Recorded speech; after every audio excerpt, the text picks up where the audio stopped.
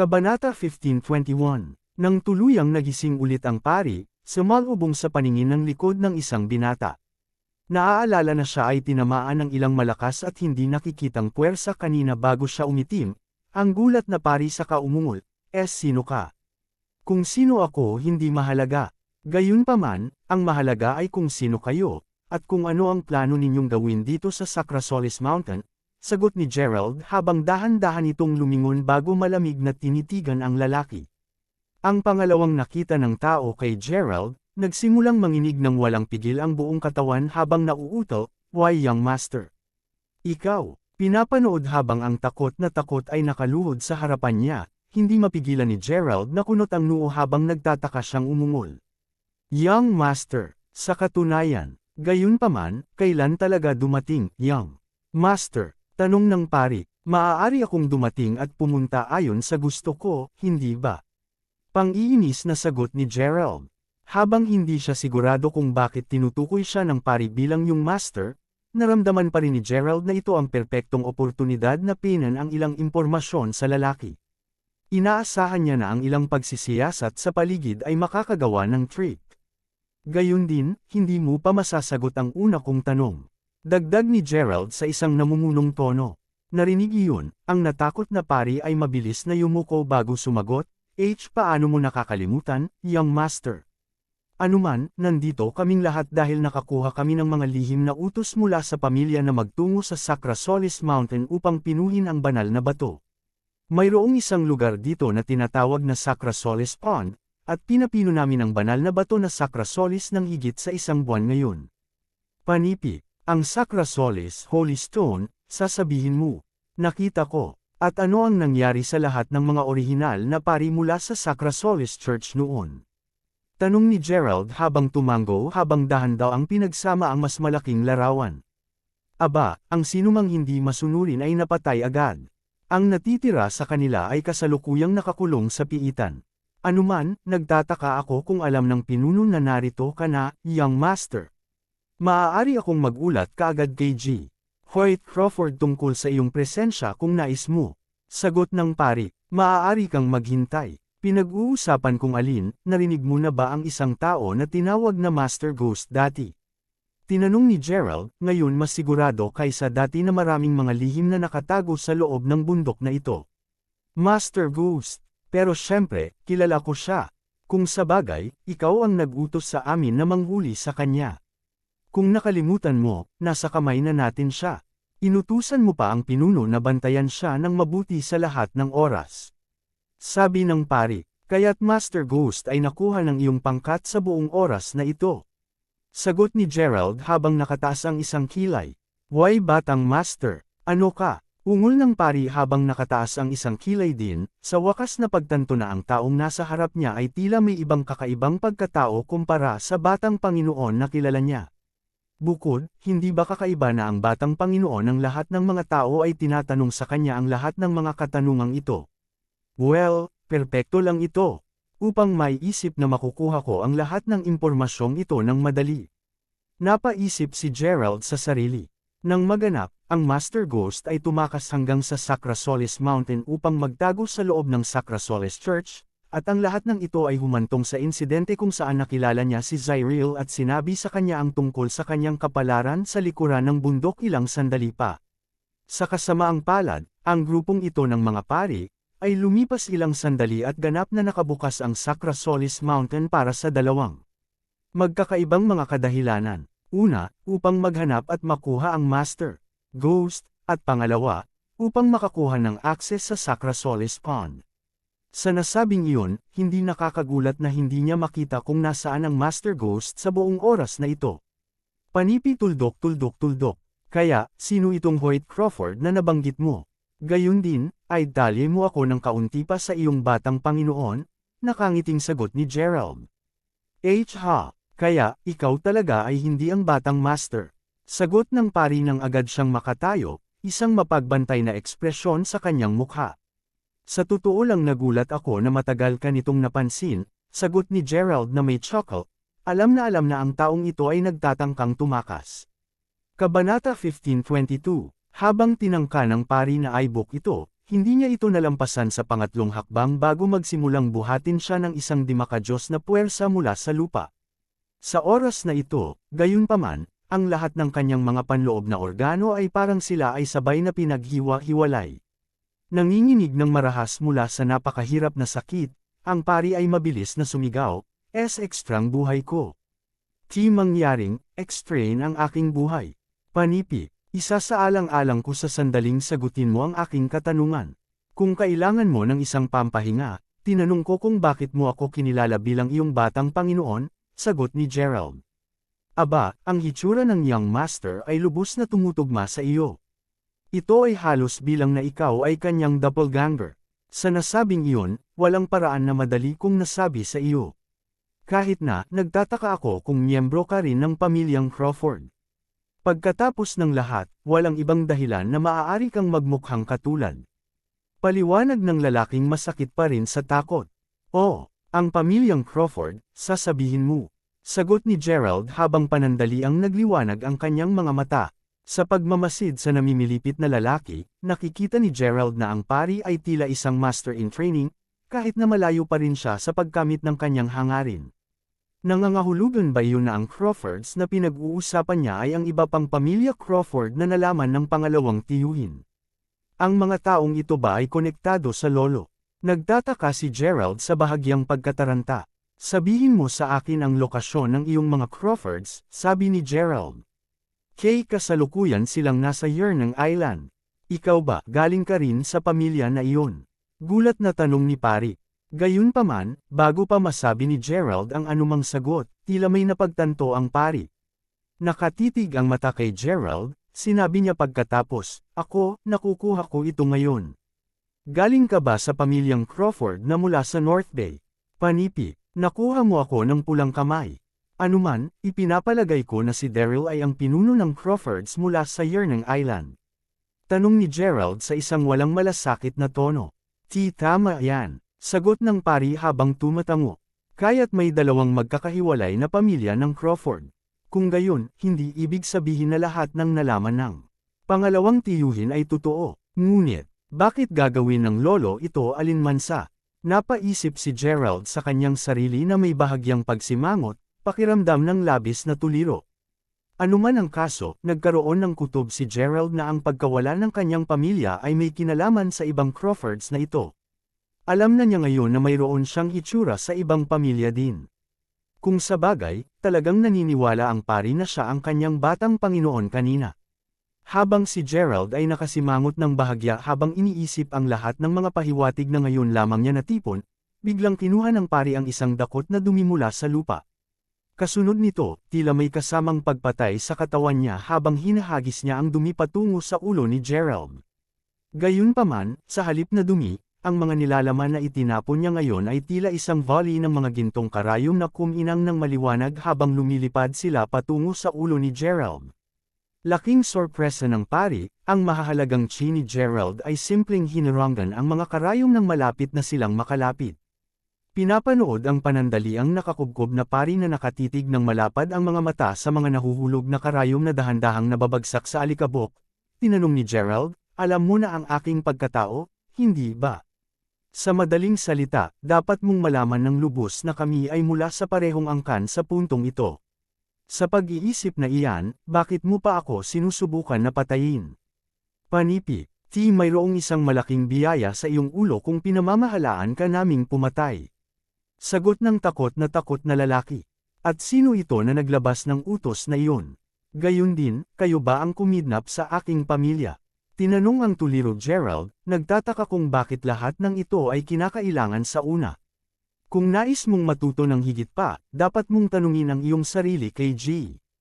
Hoy! Sagot ng pari habang palihim niyang sinindihan ang isang anteng-anteng sa papel.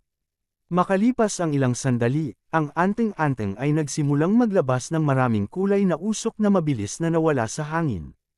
Alam na marahil ito ay isang uri ng lihim na code. Pagkatapos ay lumingon si Gerald sa tumitingin na pari na masiglang nagsabi, kaya ko na hindi mo inaasahan na magpapalabas ako ng isang senadoryas ng babala habang tinatanong mo ako, tama ba?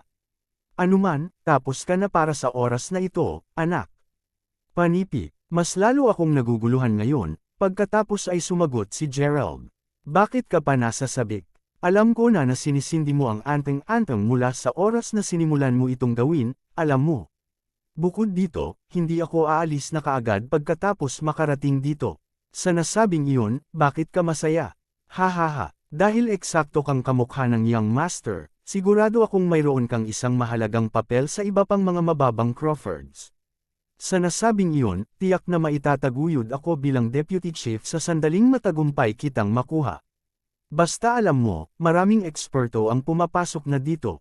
Sinasagot ba nito ang iyong katanungan? Sagot ng pari habang tumatawa siya ng masaya. Nakikita ko. Kaya't, ipinagmamalaki mo ang iyong sarili, na iniisip na ikaw ay naging mas mapagbigay ng mas maaga.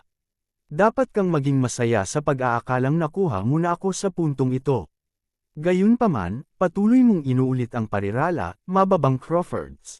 Upang malinis ng kaunti ang mga bagay, inaasahan kong mapagtanto mo yun sa akin, ikaw ay walang iba kundi isang Sabi ni Gerald na may isang malaswang ngiti sa labi. Kabanata 15:23. Ikaw, to think you would still conduct so presumptuously kahit na malapit ka ng gawin. Galit na ungol ng pari. Bago pa siya makapagsabi ng anupaman, gayunpaman, ang pari ay pansamantalang natigilan. Nakatitig na ngayon ang mata kay Gerald, nakita ng pari kahit papaano ang apoy na nakasalamin sa mga mata ni Gerald. Hindi siya maaaring tumingin sa malayo, at ilang sandali pagkatapos, ang pari ay nagsimulang pakiramdam ng isang nasusunog na pang-amoy sa talampakan ng kanyang mga paa. Tuldok. Kasunod nito, tumili ng malungkot ang pari bago maging wala kundi alikabok na mas mababa sa isang segundo. At sa akin, ang buhay ng mga langgam ay hindi gaanong mahalaga. Idineklara ni Gerald habang umiling-iling siya ng nakangiti bago inilagay ang mga braso sa kanyang likuran. Sa labas ng paraan na iyon, dahan-daang kumaway ang figure ni Gerald nang maging isa ito sa hangin. Dahil dito, mabilis siyang nakabalik sa yungib kung saan huling dinala si Zyril. Ang kuweba ay likas na nababantayan pa. At ang pangalawa ay napansin ng mga gwardya ang pagkakaroon ni Gerald, agad nilang tinangka na pigilan siya sa pagpasok. Gayunpaman, tulad ng naunang sinabi ni Gerald, lahat sa kanila ay simpleng langgam sa kanya, at mabilis niyang inilabas silang lahat. Kahit na sila ay teknikal na Crawfords din, dahil ang mga taong ito ay malinaw na hindi laban sa pananakit sa kanya, lahat sila ay kailangang mamatay. Sa panunood ng pangkat ng mga eksperto, na naging bantay sa bakana ng yungib, ay nawasak na parang wala sila. Ang mga bilanggo na matatagpuan ng medyo mas malalim pa sa piitan ay nasindak ang mga ito. Bago pa sila makarecover, lahat sila ay nakatitig sa malapad na mata habang ang isang maliit na bagyo ay umihip papasok sa yungib, na kalaunan ay natanggal at nahayag si Gerald. Ang pangalawang nakita siya sa kanya, kaagad na sumigaw si Zyril, Gerald. Sabihin sa katotohanan, si Zyril ay natakot ng kalahati hanggang kamatayan ng mas maaga, na iniisip na sa huli ay magagahasa siya ng mga taong iyon. Sa pag-iisip na iyon, hindi nakapagtataka kung bakit labis siyang nasisiyahan nang makita si Gerald ngayon. Mabuti na ang lahat ngayon, walang pakialam na sagot ni Gerald habang dahan-dahang pamitik ang kanyang mga daliri. At tulad nito, lahat ng mga kadena ay sabay na nag-click ng bukas. Ang mga bilanggo ay malaya na ngayon. Pagtingin ko sa paligid, nakita ni Gerald na naruroon ang tatlong lalaking nakamaskara na nagtangkang iligtas si Zyril kanina. Bukod sa kanila, mayroon ding isang pangkat ng mga pari. Gayunpaman, ang pinaka-ikinagulat ni Gerald ay ang katotohanan na maraming mga ordinaryong kababaihan na nanginginig sa takot sa pinakaloob na bahagi ng piitan. Narinig na niya ang mga nawawalang kaso ng kababaihan bago siya umalis sa bundok ilang araw na ang nakakaraan.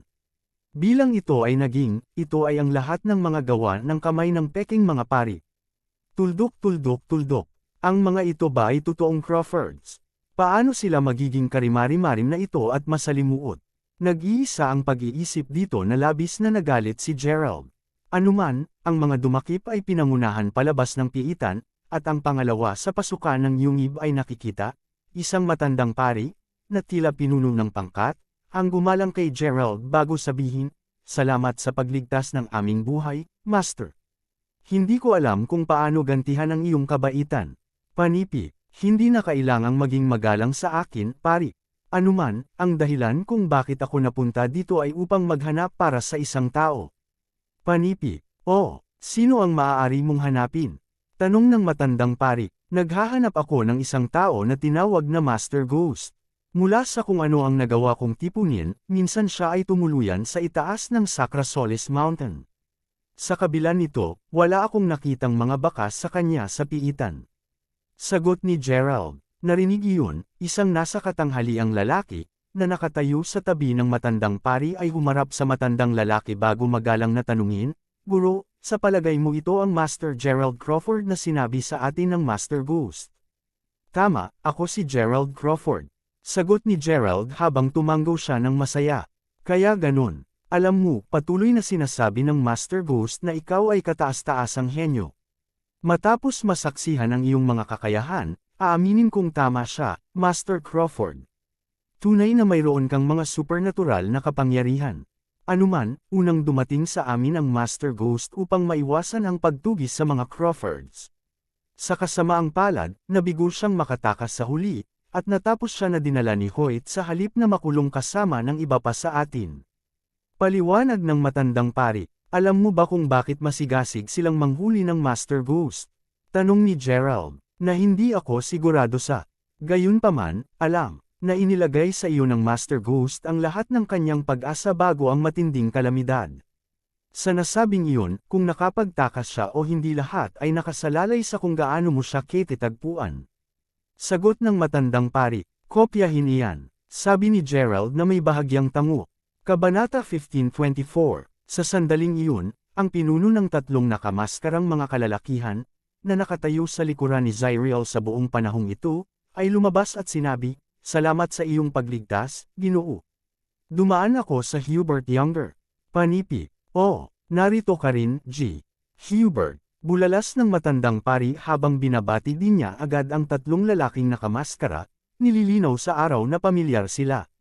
Sa katunayan, matapos matanggap ang iyong lihim na mensahe na nagsasaad na ang Sacra Solis Mountain ay nasa problema, agad kaming sumugod upang siyasatin. Gayunpaman, isipin na ang Hoyt ay magtatapos na makakuha ng makapangyarihang ito sa loob lamang ng ilang dekada mula nang huli ko siyang makita. Sa totoo lang natagpuan ko na labis na mahirap makatiis kahit na isang pagsabog niya. Kung hindi ko na ipadala ang aking Dragon Zone, hindi ko magagawang labanan laban sa kanya at sa kanyang mga tauhan. Sa tabi-tabi na iyon, gumawa ako ng halos nakamamatay na pagkakamali ngayon nang magpasya akong isave ang buhay ng batang babae na ito. Dahil sa aksyong iyon, tayong tatlo ay natapos na makuha ng kanyang mga tauhan. Paliwanag ni Hubert. Kasunod nito, hindi mapigilan ni Hubert na tumingin ng mahabang pagtingin sa pambihirang ugali ni Gerald.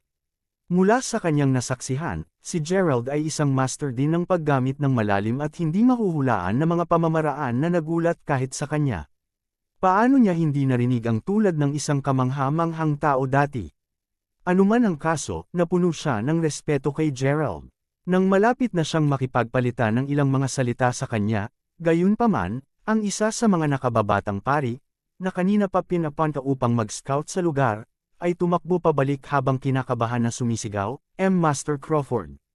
Hindi maganda ang hitsura ng mga bagay. Ang mga kalalakihang iyon ay buong nakapalibot sa atin. Panipi. Nang marinig iyon, ang mga inagaw na batang babae ay agad na nagsisigaw bago magsama-sama sa takot. Malinaw sa araw na ang reaksyong ito ay dahil sa psikolohikal na trauma na naiwan sa kanila ng mga lalaking iyon. Hindi na kailangang magpanik, sundin lang ang lead ko. Bili ni Gerald nang simulan niyang akayin ang grupo palabas ng yungib. Habang siya ay lumalabas sa bukas, nakita ni Gerald na maraming bilang ng mga pari, ang nakapalibot sa lugar sa labas mismo ng yungib, na kumpletong hinaharangan ang anumang mga posibleng ruta ng pagtakas. Nang makita ang mukha ni Gerald, isang lalaking nasa edad na tila pinuno ng katapat na koponan, ay agad na natigilan.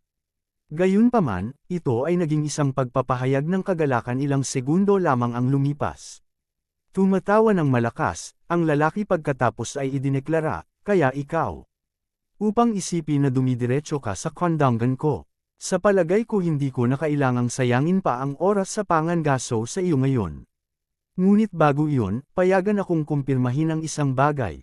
Ikaw si Gerald mula sa Crawfords ng North Bay, tama. Panipi, tama yan. At ikaw ay, tanong ni Gerald. Sa wakas, mayroon ka bang ideya kung gaano kahirap ka namin hinahanap? Saan ka pa nagtatago sa buong oras na ito? Kahit na ang larawan ng araw ay hindi ka mahahanap. Anuman, tandaan na ang nag-capture sa iyo ngayon ay pinangalan ng Luther Crawford. Kinutya ni Luther, ang larawan ng araw. Ako mismo ang may access dito. Anuman, maaari din itong magamit upang hanapin ang iba. Tanong ni Gerald. Ha, ikaw, tulad ng kung ang isang mura at mababang B** star na tulad mo ay karapat-dapat na magtataglay ng totoong larawan ng araw. Pakli ni Luther. Anuman ang kaso, lumalabas na ikaw talaga ang may pananagutan sa pagkuha ng mga miyembro ng aking pamilya. Ganun pa rin, hindi ko lang maintindihan. Sa aking natipon, pareho tayong lahat na mula sa iisang pamilya, hindi. Bakit makilahok sa lahat ng walang katuturang pagpatay na ito? Takang tanong ni Gerald. Sa lahat ng katapatan, hindi pa rin makapaniwala si Gerald sa lahat ng ito. Wala sa kanilang mga aksyon ang tila may katuturan sa kanya sa lahat. Sasabihin lamang natin na dahil sa ilang mga insidente, ang mga plano ng Panginoon ay bahagyang lumihis, at hinulaan niya na ang mga bagay ay magpapatuloy lamang sa pagbuo sa isang masamang direksyon. Dahil sa paglihis na iyon, gayunpaman, lumalabas na ang mga Crawford sa iyong panig ay hindi ng anumang paggamit sa amin ngayon. Sa nasabing iyon, mas makabubuting alagaan kayong lahat habang maaari namin kaysa mag-iwan ng pagkakataon na bukas para sa iyo na masira ang buong plano natin sa hinaharap. Sagot ni Luther sabay ngisi.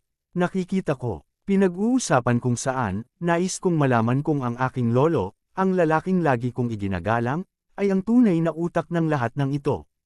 Nagamit ba ang aking pamilya sa buong panahong ito?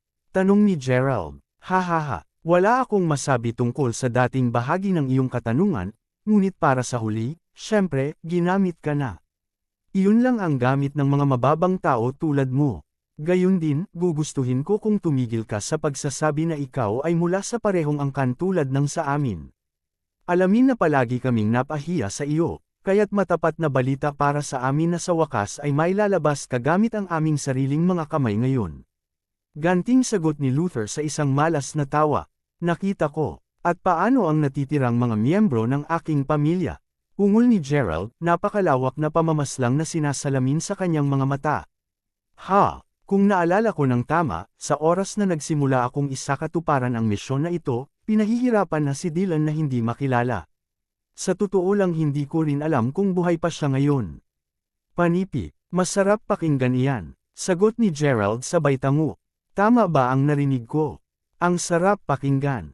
Ang tatay mo ng lalaking yan. Idineklara ni Luther habang nakatingin kay Gerald at iniisip kung nagalit na ba siya. Hindi mo ako naiintindihan. Siyempre hindi ko pinag-uusapan kung gaano katindi ang trato mo sa aking ama. Ngunit gayunpaman, ang iyong pahayag ay nakapagpawala ng lahat ng aking mga alalahanin. Ngayon, dahil malamang nakuha ko sa iyo ang lahat ng nauugnay na impormasyon, mapapatay ko kayong lahat ng walang pag-aatubili. Markahan ang aking mga salita, wala ni isa sa inyo ang umaalis na buhay.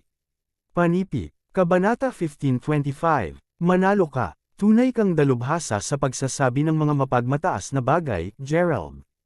Lumilitaw na hindi mo maiintindihan kung gaano kalawak ang agwat sa pagitan namin hanggang sa maipakita ko sa iyo ang aking pagsasanay. Sagot ni Luther bago tumawa ulit. Ikaw ay isang pangalawang ranggo na master, hindi? Tanong ni Gerald.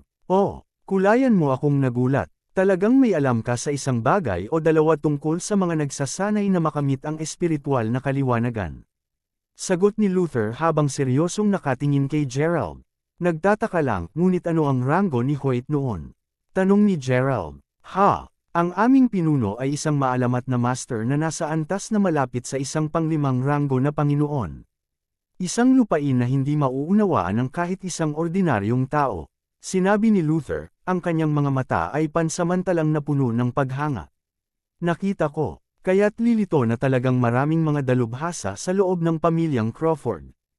Upang isipin na mayroon pa ring ikalimang ranggo, sagot ni Gerald habang nakapatong ang mga braso sa likuran. Nagtataka ako kung bakit ka pa nagtatanong.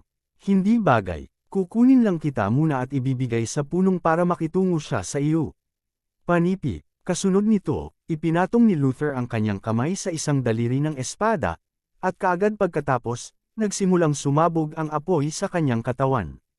Sa pamamagitan ng isang patong ng apoy na nakapalibot sa kanya, ang lalaki pagkatapos ay sumugod papunta kay Gerald.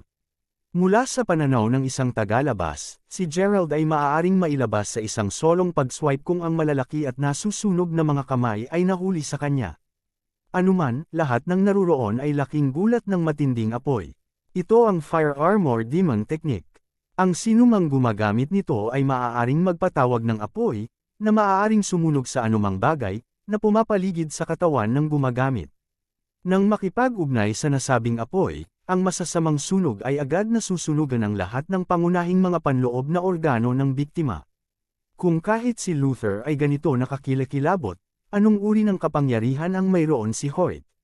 Napaisip si Hubert sa sarili habang nanginginig sa takot. Sa oras na si Lot ay malapit na kay Gerald, si Gerald ay nakalagay pa rin ang kanyang dalawang kamay sa kanyang bulsa. Siya, sa lahat ng mga tao, alam na ang apoy ay walang dapat mag-alala.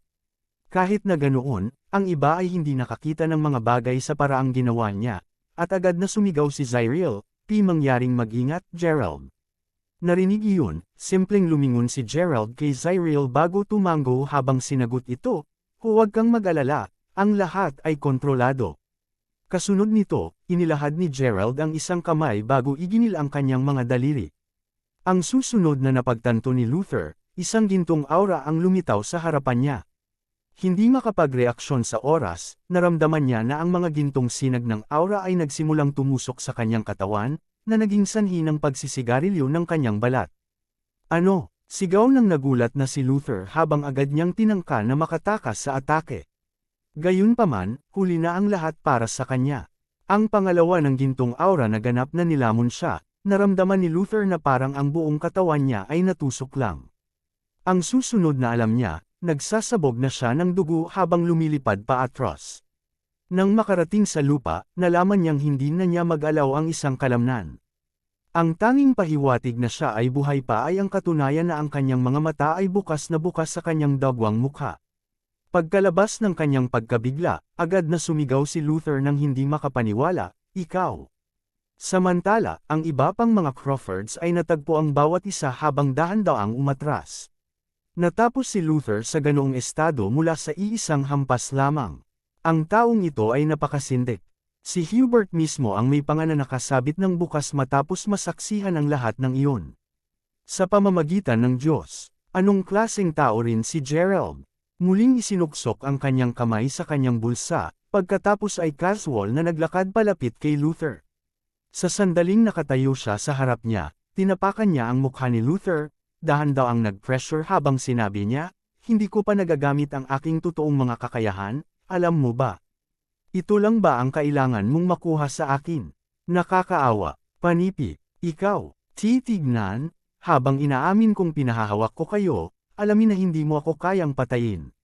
Sumusunod lang ako sa mga order, alam mo. Kung talagang nais mong ayusin ang score, dapat mong ituro ito kay Chief Hoyt sa halip na ako. Sagot ng natulala na si Luther. Siyempre ayusin ko ang score sa kanya. Gayunpaman, inaasahan kong mapagtanto mo na ang pagpatay ko sa iyo ay hindi makakaapekto. Sa kinalabasan na iyon, inaasahan kong alam ninyong lahat na ako, si Gerald Crawford, ay laging tinutupad ang aking mga pangako. Sa nasabing iyon, nangako akong papatayin kayong lahat ngayon, at sisiguraduhin kong mangyayari ito. Panipi, Kabanata 15:26. Ang pangalawa ng kanyang pangungusap natapos, Gerald nadagdagan ng presyon ng kanyang paa nang walang babala. Pagkalipas ng isang segundo, may isang nakakasakit na tunog na narinig habang ang ulo ni Luther ay sumabog na parang isang pakwan.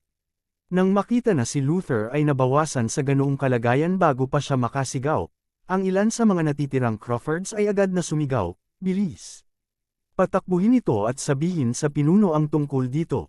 Panipi, sa pamamagitan nito, ang daang-daang kinilabutan ng mga tao ay nagsimulang kumalat sa lahat ng apat na direksyon, inaasahan na makatakas sa kanilang buhay na buo.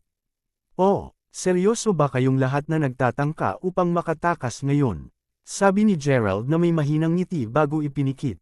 Pagkagaling niya, biglang lumitaw ang isang ginintuang mata sa noo niya. Halos agarang, isang malakas na ilaw ay pagkatapos ay naalis mula sa mata. Ang ilaw mismo ay madaling mag-home in sa lahat na itinuring ni Gerald bilang isang kaaway, at sa tuwing ang butas ay tumusok sa isang tao, ang kanilang mga katawan ay magwawakas sa mga tunog ng tunog. Habang nagaganap ang lahat ng ito, ang mga nakatayo sa likuran ni Gerald ay maaari lamang sumigaw sa takot. Pagkatapos ng lahat ng ito ay napakalupit para sa kanila. Sa sandaling nailabas ang lahat, ipinikit ni Gerald ang kanyang banal na mata bago tumingin sa matandang pari habang tinatanong, "Sigurado ka bang ang Master Ghost ay kasalukuyang nasa mga kamay ni Hoyt?" "Oo, Master Crawford." Sagot ng gulat na matandang pari. Kahit na nakaranas siya ng napakaraming bagay sa buong buhay niya, ito ang unang nasaksihan niya ang isang madugong eksena. Ginawa siyang takot kay Gerald dahil ang binata ay talagang handa na gumamit ng mga masasamang pamamaraan. "Magaling. Anuman, magkakaroon ako ng kaguluhan sa iyo upang akayin ang aking mga kaibigan sa bundok at tumira doon ng kaunti. Para sa iyong sariling kaligtasan, mangyaring huwag muling umakyat sa bundok hanggang sa makababaw ako." Bilin ni Gerald. Bago pa sabihin ng sino man tungkol sa bagay na iyon, ang figure ni Gerald ay nawala na sa manipis na hangin. Anuman, ang mga salita ni Gerald ay tila pinuno ng isang uri ng mahika. Pagkatapos ng lahat, kahit na ang ilan sa kanila ay sa una ay nag-aalangan, lahat ay kalaunan ay nagmamadaling bumaba ng bundok sa pag-atras. Makalipas ang ilang sandali, dalawang hanay ng mga tao ang makikita na nakaupo sa magkabilang panig ng isang lihim na silid na matatagpuan sa Sacra Solis Mountain. Nakaupo sa pinakamataas na punto sa silid, ay isang lalaking nasa edad na may parisukat na panga. Nakahiga mismo sa gitna ng pangkat na ito, ay isang cauldron ng langis, at sa tabi mismo nito ay isang matandang lalaki na nabihag. "Iwasto mo ako kung nagkamali ako, ngunit naalala ko na ipinangako mo sa amin na bibigyan mo kami ng mga sagot na nais namin pagkatapos ng isang buwan na paglilinis. Nagtitiwala kami sa iyo, ngunit higit na sa isang buwan ngayon. Dahil tinangka mong lokohin kami, pinapaalala ko ngayon sa iyo na walang paraan para sa iyo. Narito, natutupad mo ang iyong pangako at nakikipagtulungan sa amin, o kaya ay dump ka ng aking mga kalalakihan sa kumukulong mainit na cauldron ng langis."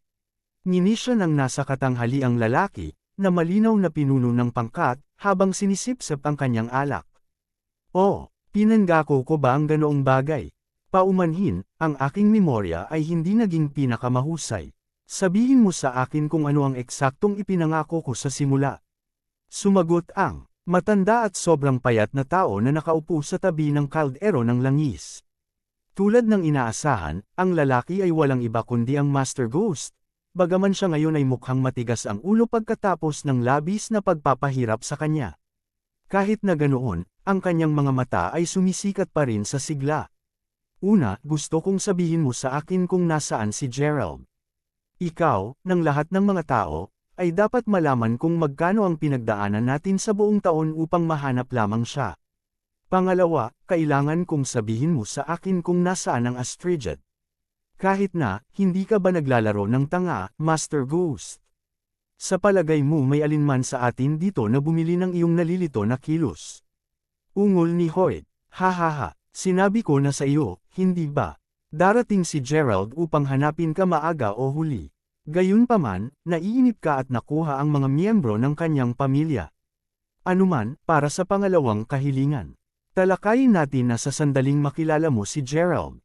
Iyon ay, kung buhay ka pa rin noon." Sagot ni Master Ghost bago tumawa ng malakas. Ito ang nagudyok sa isang matabang nasa katanghaliang lalaki, na may isang katana na nakashield sa ilalim ng kanyang kasuotan sa Hapones, upang ibagsak ang kamao sa mesa bago sumigaw, "You old be *****. Sino sa tingin mo kahit sino si Gerald? Ang pagpatay sa kanya ay malamang na mas madali kaysa sa pagpatay sa isang langgam para sa akin. Panipi, tingnan mo, kung alam mo kung ano ang mabuti para sa iyo, sabihin mo lang sa amin kung nasaan si Gerald ngayon. Kung hindi man, mahaharap ka sa labis na paghihirap na hinahangad mong payagan ka naming mamatay." Ungol ng isa pang taong walang pasensya. Sa sandaling iyon, nakarinig ang lahat ng mabagal, ngunit magkakaiba, mga yabag na papalapit sa silid. Sino kaya iyon? Panipi, Kabanata 15:27. Napagtanto na lahat sa kanila ay narinig ang parehong bagay, lahat ay lumingon upang tumingin sa pintuan. Kasunod nito, isang batang pari na nanginginig sa takot ang lumakad sa silid.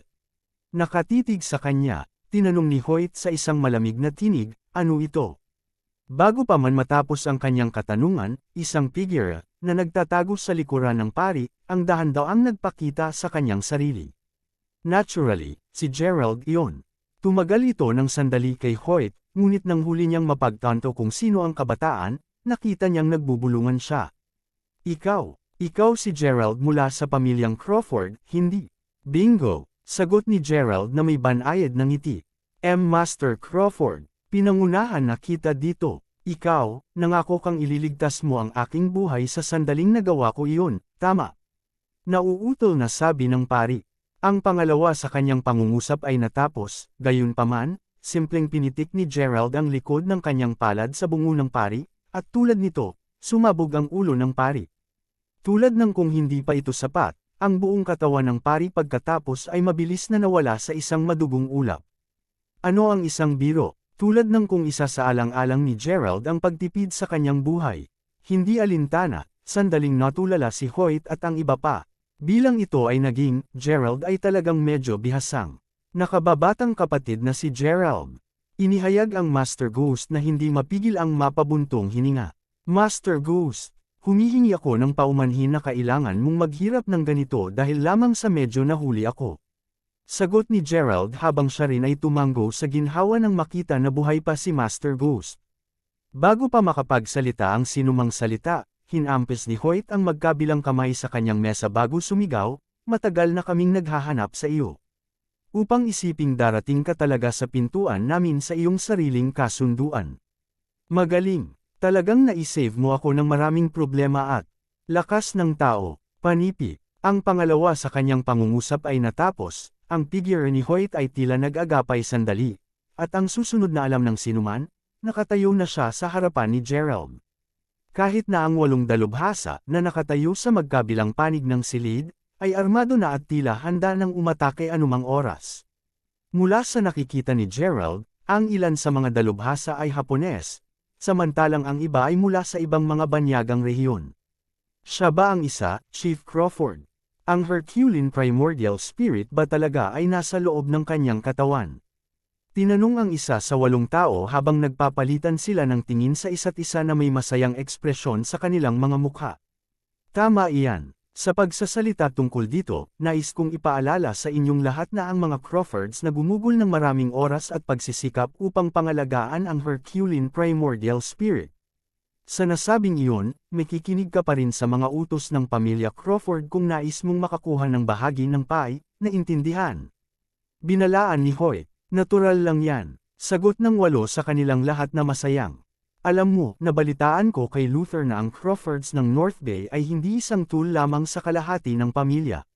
Nangangahulugan ba ito na ang Crawfords ng North Bay ay nilikha para lamang mapangalagaan mo ang Herculean Primordial Spirit sa loob ko? Tanong ni Gerald na bahagyang hindi makapaniwala. Oh, lumilitaw na medyo matalino ka. Ang bawat salitang sinabi mo ay totoong totoo. Anuman, makukuha namin ang Herculean Primordial Spirit ng maaga dahil sa ilang mga pagbabago. Sagot ni Hoyt, nakikita ko, habang natitiyak kung tatanggalin mo ang mga miyembro ng aking pamilya maaga o huli, hindi ko maisip kung bakit kayo ay napakawalang awa. Kaya paano kung malayo tayong naiiba? Sa huli, mula pa rin tayo sa iisang pamilya, hindi? Tinanong ni Gerald, nakita ang lahat ng ito na nagiging labis na galit. Sa gayon, hindi ko masasakta na sabihin ito sa iyo dahil malapit ka na ring mamatay. Tingnan mo, napakatanga mo ba talaga upang maniwala na ang iyong pamilya Crawford ay mula sa parehong lahi tulad ng sa atin? Hahaha, kita mo, ang ninuno ng iyong pamilya Crawford ay una lamang na stand-in para sa ninuno ng aming pamilya Crawford. Sa huli, pinayagan namin siyang likhain ang Crawfords ng North Bay, na kalaunan ay magiging isang kapangyarihan sa buong mundo na nagmamay-ari ng higit sa kalahati ng yaman at mga ari-arian ng planeta, alang-alang lamang sa plano sa pag-aaruga na ito. Bilang isang labis na titbit, upang matiyak na ang iyong pamilya Crawford ay hindi magtatawid, personal naming tinitiyak na mapupuksa ang mas maraming miyembro ng iyong pamilya hanggat maaari. Pangutya ni Hoyt. At narito ako nagtataka kung bakit ang lahi ng aking pamilya ay tila hindi naging masagana sa kabila ng katotohanang napakalakas ng aming ekonomiya. Kaya pinaslang kayong lahat, ungol ni Gerald, puno ng galit ang kanyang mga mata. Kabanata 15:28. Pero syempre, anuman, ang lahat ay perpekto ngayon. Matapos maghintay ng higit sa 100 henerasyon, ang hula ng larawan ng araw ay sa wakas ay matutupad. Pagkatapos ng lahat, ikaw ang totoong nagdadala ng Herculean Primordial Spirit. Natatawang sabi ni Hoyt, ang naririnig ko ay dahil kumpleto na ang misyon, dapat hindi na kami at ang aking pamilya ay mayroon na sa mga nabubuhay, tama? Tanong ni Gerald. Naturally, habang inaamin ko na nakikita mo ng lubusan ang mga isyo, kapos palad na wala talagang ibang paraan para sa iyo. Natukoy na ang iyong kapalaran mula sa sandaling ikaw ay ipinanganak. Palagi kang nakalaan na mapunta sa aming mga kamay. Sagot ni Hoyt, ang kanyang mapanuyan na ekspresyon na puno ng panlilibak. Matapos pansinin ang lahat ng ito, tawa ng tawa si Gerald bago sumagot, halos parang ipinagmamalaki mo ang iyong kakayahang manipulahin ang iba at maglaro ng Diyos. Siyempre, ako, tulad ng kung may anumang mas kapanapanabag kaysa sa mundo. Landi ni Hoyt bago tumawa ng malakas. Sa sinabi mo, lumalabas na bukod sa aking lakas, lahat ng iba pa na naranasan ko hanggang sa puntong ito ay maaaring maging artificial. Anuman, nagtiwala ako sa iba ng napakadali, na nagreresulta sa aking pamilya na inagaw at posibleng saktan. Sayang at hindi ako naging pabaya, ungol ni Gerald, mga pahiwatig ng pagsisisi ang makikita sa kanyang mga mata. Bakit hindi niya naisip ang magtatag ng isang proteksyon na porma sayon para sa kanyang pamilya sa paggising sa kanyang kapangyarihan? Posibleng mapigilan nito ang mga miyembro ng kanyang pamilya na maaga. Ang pag-iisip tungkol sa lahat ng ito ay medyo natakot din siya. Pagkatapos ng lahat, kung hindi siya tinulungan ni Zyla na i-unlock ang likas na regalo mula sa Herculean Primordial Spirit, madali siyang namatay sa kamay ng pangkat na ito o ng King of Judgment Portal. Sandali na nakatingin sa kanyang palad, hindi niya maiwasang may kuyam ito ng bahagya. Hahaha, sa totoo lang, totoo dahil sa huli ka na buhay pa ang mga miyembro ng iyong pamilya. Kung natagpuan ka namin sa araw na iyon, wala na sa kanila ang kabilang sa mga buhay. Sagot ni Hoyt habang pinangisda niya ang kanyang cellphone bago magpatugtog ng isang paunang naitala na video. Mula sa nakikita ni Gerald, naitala ang video sa ilang uri ng madilim na piitan. Sa pag-zoom in sa video, napagtanto ni Gerald na ang isang tao ay pinahirapan ng isang bakal na letigo. Ang taong mismong iyon ay mukhang masamang nawasak, at ang mga mata ni Gerald ay napuno ng galit sa pangalawang nakita niya ang mukha ng biktima. Ang tatay niya, habang ang puso ni Gerald ay nagsimulang tumibok ng ligaw, napansin niya ang pagkakaroon ng isang nakamaskarang kabataan na nakaupo sa gilid ng piitan. Ang taong iyon ay simpleng nakaupo doon, tumatawa at pinagtatawanan ang ama ni Gerald na paulit-ulit na hinahampas. Habang totoo na sila ay buhay, makatarungang pahirapan natin sila kapalit. Well, Gerald, nararamdaman mo ba na wala kang lakas ngayon? Hahaha, naiintindihan ko ang nararamdaman mo. Kung sabagay, tiyak na hindi ka nais-nais na malaman na ang iyong buong pamilya ay nagmula tulad ng mga pawn. Nginisya ni Hoyt ng isang nakakahamak na tawa bago ilayo ang kanyang cellphone. Chief Crawford, wala nang point na kausapin siya. Bakit hindi ko muna siya hulihin? Kapag tapos na iyon, gagamitin namin ang natitirang oras upang pag-usapan kung paano namin ibabahagi ang lakas mula sa Herculean Primordial Spirit. Ungol ng isang lalaking Hapon na kabilang sa 8 dalubhasa. Mula sa nakikita ni Gerald, siya ay hindi bababa sa isang pang-4 na ranggo na master. Hindi man naghihintay para sa pagsagot ni Hoyt, ang samurai pagkatapos ay tumalon sa isang pagtatangka na hawakan ang leeg ni Gerald. Gerald, gayunpaman, ay wala sa mga iyon. Ngayon ay sobrang galit na galit, agad na idineklara ni Gerald na, binibigkas mo ang mga B****. Sa paggawa ng lahat ng ito, ako, si Gerald Crawford, ay nanunumpa na gawing wala ang lahat sa iyo kundi ang mga abo sa sandaling tapos na ako. Panipi. Kasunod nito, si Gerald ay agad na natakpan ng isang dagwang glow na nagpasabog sa mga puso, ng sinumang nakakita nito, na palpitate. Idinagdag iyon sa pressure na hangarin sa pagpatay na kasalukuyang ipinapalabas ni Gerald, tila parang makakapatay siya sa dalawa lang. Kahit na ang Japanese master na nauna ng sumugod ay natalo siya sa lugar nang maramdaman niya ang napakalaking hangarin sa pagpatay kay Gerald. Ungol ng lalaki habang agad niyang naramdaman ang isang malakas na pagnanasa na umatras. Gayunpaman, bago pa niya ito magawa, naramdaman niya ang isang malakas na puwersa na yangkang siya papunta kay Gerald. Ang kamay nito ngayon ay nasa lalamunan ng lalaking Hapon, pagkatapos ay pinisil ito ng mariin ni Gerald. At sa isang nakakasakit na tunog, ang ulo ng lalaki ay sumabog sa 1,000,000 piraso. Siya ay ngayon kasing ganda ng isang bukol ng laman. Panipi tuldok. Inabot ng isang sandali ang lahat upang irehistro kung ano ang nangyari, ngunit nang sa wakas ay tumama ito, ang kanilang mga eyelid ay agad na nagsimulang kumaibat ng mabilis. Lalo na ito ang kaso para kay Hoyt, na nakakabalik ng ilang hakbang sa sobrang takot at pagkamangha matapos masaksihan ang nakakakilabot na pagbabago ni Gerald. Paano magiging anuman sa mga ito? Kabanata 1529. Dahil kayong mga tao ay may isang medyo mas mataas na ranggo, iniisip ninyong lahat na kayo ay walang talo. Ang pagiging malakas ba ang dahilan kung bakit sa tingin ninyong lahat ay mainam na manipulahin ang buhay ng iba? Well, hulaan ano, ang iyong buhay ay dumimura sa harap ko. Ungol ni Gerald. Lahat, ingat kayo. Atakin mo siya ng sama-sama o baka hindi namin makuha si Gerald. Utos ni Hoyt na ang mga talukap ng mata ay namimilipit pa. Dahil ang natitirang 7 eksperto ay mayroon ng isang pangkaraniwang kalaban, lahat sa kanila ay agad na nagsimulang singilin ang kanilang pinakamalakas na pag-atake bago pagsalakayin si Gerald ng magkasama. Dahil sa napakalawak na paglabas ng mahahalagang chi, ang buong lugar ay nagsimulang manginig ng marahas. Sa mga labi at alikabok na lumilipad saan man, ang 7 kalalakihan ay malapit na lamang mapunta ang kanilang pag-atake kay Gerald nang bigla, tila siya nawala sa manipis na hangin. Bago pa man makapagreaksyon ang sinuman, ang unang daing ng kawalan ng pag-asa ay maririnig. Pagkatapos ay isa pa, at isa pa, sa oras na tuluyang lamagay ang alikabok, 7 mga bangkay at 2 bangkay ang nakahiga sa paanan ni Gerald. Si Gerald mismo ay lumitaw na ganap na hindi nasaktan, at wala ni isang solong bakas ng alikabok sa kanya.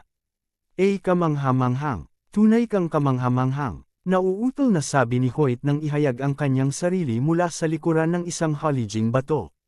Habang nakatingin si Hoyt sa 7 bangkay sa lupa, nakita ni Gerald na ang lalaki ay sabay na sinasakal ang Master Ghost gamit ang isang kamay niya. Sa kabilang kamay ni Hoyt, tila may hawak siyang isang uri ng butil. Anuman, habang nagpatuloy ang pag-ungol ni Hoyt ng isang bagay sa kanyang kinikilabutan na estado, nanatiling kalmado lamang si Gerald bilang isang pipino. Isinuksok ang kanyang mga kamay sa kanyang mga bulsa, ngumiti si Gerald habang nagtanong, ano nga ba ang kahanga-hanga? Ikaw naman, syempre. Basta alam mo, ang 8 kanino mo lang pinatay ay pawang magagaling na masters, at lahat sila ay hindi ka panipaniwala na mga individual. Sa kabila ng katotohanang magkaharap kalaban sa 7 sa pinakamalakas na pag-atake mula sa pinakamagaling sa pinakamahusay, wala sa kanila ang tila naging laban-laban sa iyo. Sa kung gaano kalungkot na pagkamatay ng bawat isa sa kanila, inaamin kong seryoso naming minaliit ka. Masyado kang malakas at may kakayahang kumpara sa amin. Sagot ni Hoyt habang nagpatuloy sa paghu-hostage ng Master Ghost. Malinaw din sa puntong ito na ang butil sa kanyang kamay ay hindi isang ordinaryong bagay. Kahit na si Hoyt ay lumitaw na labis na nagulat, tila hindi siya kalmado sa ilang kadahilanan. Anuman ang kaso, lilito na hindi ka tulala, kahit na kung ihahambing sa lahat ng mga hanggal na nakilala ko dati. Kung sa bagay, hindi ka lang sumugod sa akin upang umatake. Ngayon na agad mong naisulat ang iyong tadhana. Sa halip, ginamit mo talaga ang iyong talino upang ma-hostage ang Master Ghost sa gitna ng lahat ng kaguluhan. Sabi ni Gerald na may taos ng ngiti sa labi. Kahit na napagtanto ni Hoyt na ang papuri ni Gerald ay tunay, nanatili pa rin siya ng mahigpit habang siya ay chuckled bago malamig na pagtugon. Kaya, sabi nga nila, kapag ang isang binata ay may malaking kapangyarihan, tiyak na magiging sobrang arrogant siya at iisipin na ang lakas ay makakakuha sa kanya kahit anong gusto niya. Para malaman mo, pagdating sa mga away sa pagitan ng mga masters, ang karunungan ang mahalaga sa pagtatapos ng araw. Panipi, panipi tuldok tuldok tuldok, humihingi ako ng pasensya, ikaw ba, sinabi mo lang na wisdom. Sagot ni Gerald na sobrang nakabantay sa mga sinabi ni Hoyt na halos maramdaman niyang malalaglag ang kanyang panga. Ikaw ba ay matapat na sinasabi na napuno ka ng karunungan dahil lamang sa na-hostage mo ang Master Ghost? O dahil sa larwang iyan sa kabilang kamay? Dagdag ni Gerald na may nakangiti-ngiti. Sasabihin ko ito ngayon na ako ay binansagan na ang karunungan ng pamilya Crawford, para sa pinakamahabang oras sa mga nasa larangan ng pagsasanay. Gayun din, sinabi mo lang na ang butil na ito ay isang laruan. Panipi, sa totoo lang, lumilitaw na ito ay isang laruan na kasalukuyang hawak ng isang sanggol. Sagot ni Gerald sabay tango. Hahaha, ngayon ka lang ay nakakatawa. Habang naipapaliwanag ko kung ano ito, sa palagay ko mas mabuti kung idagdag ito ni Master Ghost. Kung sa bagay, matagal mo na siyang hinahanap. Kinutya ni Hoyt. Ito ang formation ng bagyo. Bulalas ni Master Ghost, isang takot na ekspresyon sa kanyang mukha. Insightful as ever, Master Ghost. Tama iyan. Umaasa ako na maunawaan mo, Gerald, hanggat ilipat ko ang aking daliri. Ang pagbuo ay agad na buhayin. At kapag nangyari ito, ang kaguluhan na dulot nito ay hindi papayag kahit 1 pulgada ng damo na lumago sa loob ng 100 milyang radius. Hindi na kailangang sabihin, lahat tayong tatlo ay magiging mga abo sa ngayon. Habang namamatay ngayon ay hindi mahalaga sa akin, sigurado akong nakakahiya kung nawala ang iyong buhay dito, hindi. Pagkatapos ng lahat, ang natitirang miyembro ng iyong pamilya ay naghihirap pa rin sa kamay ng aking kalahati ng pamilya. Anuman, tila na sa huli, pareho ng iyong buhay ay nasa ilalim pa rin ng aking kontrol. Sa nasabing iyon, sa palagay ko hindi ko kailangang ibaybay ito para sa iyo, upang malaman mo kung ano ang pinakamahalaga, tama ba? Pagkutsa ni Hoyt sa halip mabulok, umiling siya ng isang nakagising ngiti, simpleng sagot ni Gerald, kaya, dahil tumatawag ka sa mga kuha, ano ang ipanukala mo sa dapat kong gawin noon? Tanong ni Gerald habang umaakyat ng ilang hakbang pasulong, ang mga kamay ay nasa kanyang bulsa. Ikaw, huwag ka bang maglakas loob? Gumawa ng isa pang paglipat at tayong tatlo ay magkakasamang namamatay. Pagngangalit ni Hoyt na kinakabahan habang ang mga kalamnan sa mukha ay bahagyang kumikislot. Ano ang mali, wisdom? Natatakot ka na ba nang halos hindi na ako lumipat? Speaking of which, mayroong isang bagay na nais kong ipaalala sa iyo, sabi ni Gerald. Panipi tuldok tuldok tuldok. Ano ito? Tulad ng sinabi ko, na ang porma sayon sa iyong kamay. Wala yun kundi laruan sa akin. Isaalang-alang ang katotohanan na pinatay ko ang lahat ng 8 iyong dalubhasa, nang kasing dali ng pagpatay ng manok. Naisip mo na ba kung ano ang mangyayari sa iyo kung nabigo akong saktan? Tanong ni Gerald. Panipi tuldok tuldok tuldok. Si yun, ungol ni Hoyt na may isang gulp habang ang mukha ay namamatay ng mapotla. Habang si Gerald ay simpleng hitsura ng isang ordinaryong tao, ang aura na ipinalabas niya ay sobrang napakalakas. Kabanata 1530. Matapos marinig ang sasabihin ni Gerald, kaagad na lumabas ang kaba at pagkabalisa ni Hoyt. Pakiramdam ng malamig na pawis na tumulo sa noo niya, nagkakaproblema siya ngayon sa paghawak lamang ng butil sa kanyang kamay. Pinapayuhan ko kayo na pag-isipan itong mabuti. Alamin na kung ikaw ay maging pabaya, sisiguraduhin kung ganap na aalisin ka habang pinapanood mo ang iyong katawan na nahuhulog bago pa man maaktibo ang pagbuo, hindi ako dapat magbiro, kung sakaling nagtataka ka, sagot ni Gerald. Panipi tuldok tuldok tuldok. Si iyon. Ungol ni Hoyt habang nakatingin sa patayan na naiwan ni Gerald, sobrang kinakabahan na hindi na makapagsalita pa. Ang parehong mga kamay ni Hoyt ngayon ay marahas na nanginginig. Pinagmasdan niya habang inaabot ni Gerald ang kanyang sariling kamay upang maalis sa kanya ang butil. Kaya, ito ang formation ng thunderstorm. Tanong ni Gerald habang maingat nitong pinagmamasdan ang butil. Totoong sapat na kilala ni Gerald ang isang maliit na porma sayon na nilalaman sa loob ng butil. Tama yan, sagot ni Hoyt habang tumatango na parang idiot. Kasunod nito, kapwa nanlaki ang mga mata ni Hoyt at Master Ghost habang itinapon ni Gerald ang butil sa hangin, agad na nagpapalitaw sa pagbuo. Ang pangalawang ito ay naaktibo, isang madilim na ulap ang lumabas mula sa kung saan at mabilis na nagsimulang kumalat sa buong kisame. Ilang segundo bago ang pag-iikot ng kidlat, na makakapinsala sa lahat, ay tumama, pinitik ni Gerald ang kanyang daliri nang tumawag siya, alalahanin. At tulad nito, ang madilim na ulap ay naging wala kundi usok bago tuluyang mawala. Anong? Ungol ni Hoyt na umatras ng 2 hakbang bago damapa sa lupa. Ang Master Ghost mismo ay sobrang kinilabutan na ang kanyang mukha ay naging mapatla tulad ng isang sheet. Kasabay nito ay nakaramdam din siya ng pagkabigla nang makita kung gaano kalayo ang narating ni Gerald. Kahit na alam na niya na si Gerald ay hindi isang ordinaryong mortal, hindi niya talaga inaasahan na ang kabataan ay nagtataglay ng gayong mga nakakakilabot na kakayahan. Sa sandaling ang takot at pagkabigla ay lumipas, gayunpaman, mabilis na nagsimulang pakiramdam ng labis na kaligayahan si Ghost. Si Gerald, sa kabilang banda, ay nagpakita ng isang mapangahas na ngiti bago sinabi, "Ngayon nakikita mo ba na hindi ako nagbibiro? Ang bid na ito ay simpleng laruan sa akin. Panipi, Master Crawford, mangyaring ekstrang aking buhay." Pagmamakaawa ni Hoyt nang siya ay nakaluhod sa ikalawa ay nagbalik ang kanyang katinuan. Matapos mapanood ang Hoyt kowtow ng paulit-ulit habang nagmamakaawa para sa awa, tinanong ni Gerald, "Gusto kong sabihin mo sa akin ang mga coordinate ng Yearning Island." "Inangungulila Island, iyon ang isla ng aking pamilya." Crawford, nasa. Nang hindi na kumpleto ang kanyang pangungusap, biglang itinaas ni Hoyt ang kanyang ulo bago durugan ng isang jade antisman na itinago niya ang kanyang manggas. Halos kaagad pagkatapos, isang maliwanag na ilaw ang lumitaw at ang mga tile sa ilalim ng mga paa ni Hoyt ay biglang nagsimulang bumukas. At tulad nito, nawala si Hoyt sa bitik, matagumpay na nakakuha ng kanyang pagtakas. Makalipas ang mga segundo, maraming malalaking pintuan ng bato ang nagsimulang magtapulang sa paligid ng mga ito ng mga paputok na tunog, ganap na tinatakan ang lugar up. Ang tusong lalaking yan, nakatakas talaga siya. Bulalas ni Master Ghost sa isang nagsisising tono. "Hindi na kailangang mag-alala ng sobra, Master Ghost. Nakatanim na ako ng isang spell sa kanya, at sa anumang kapalaran, sa huli ay bumalik siya sa Yearning Island.